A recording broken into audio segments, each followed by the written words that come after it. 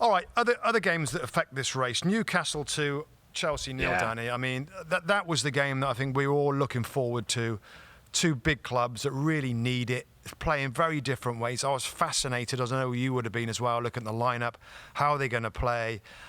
I mean, God, Eddie Howe, mate, talk about nail a team and nail a approach.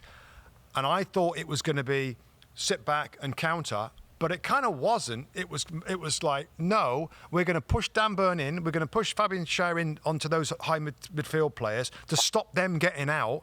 The advantage they have on so many teams, that square in midfield, and he got a solution to it. And they were brilliant at the start and thoroughly deserved a 2-0 victory.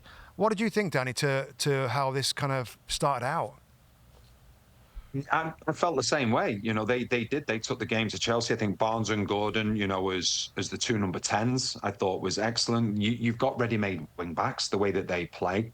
And it's just the way that they press. And to score as early as they did, that is a Newcastle goal.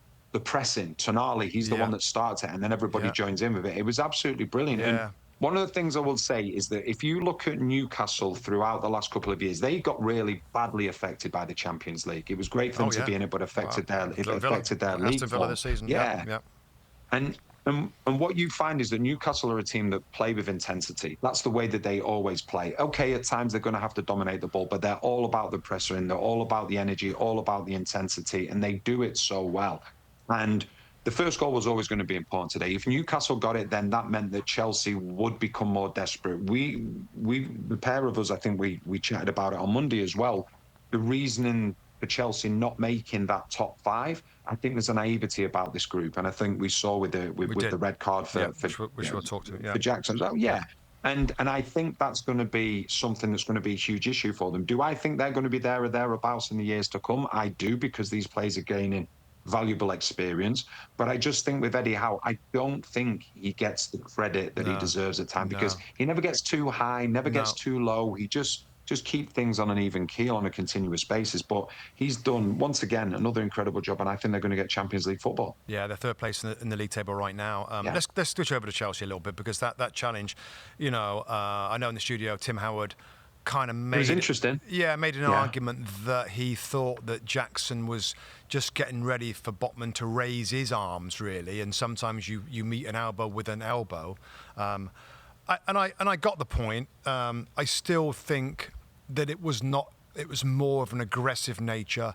He looked at him. He never really looked at the ball until the last second. It's a pointy elbow that's going towards his face. There's quite a significant contact. You see Sven Botman's head kind of shudder back a little bit. I thought it was a bad challenge. I think he cost his team. I think he's done that on a few occasions. He's got yellow cards, got suspended. He's an emotional player. Back to your naivety or immaturity, Danny, I put this a lot on Jackson, because the manager in the second half rejigged things. He got control again, even with 10 men. And the goal was kind of late from... Bruno Guimaraes gets the second goal, the deflected goal. Give me some thoughts on Nicolas Jackson, Danny, and how you saw that challenge.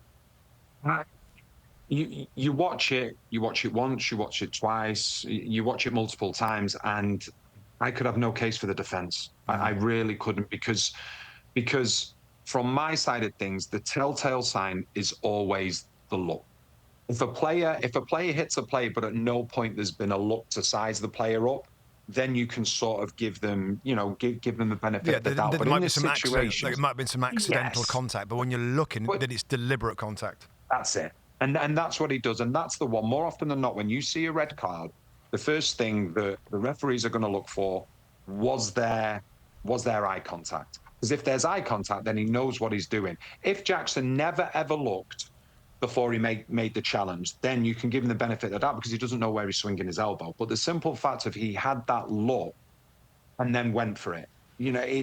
I understood where Tim was coming from. Like he was predicting, I think it was Botman, wasn't he? He was predicting that Botman was maybe... was going to raise his arms. Yeah, was maybe going to jump. But you can't predict what you think's going to happen, and because that doesn't happen, then it's only a yellow card. It looks bad then for you. If he doesn't do that, then you've got an elbow in his face. That's basically And like I say, in these situations, you're always looking, the aggressor, you're always looking and saying, right, okay, did he have a look at the player that he's hit?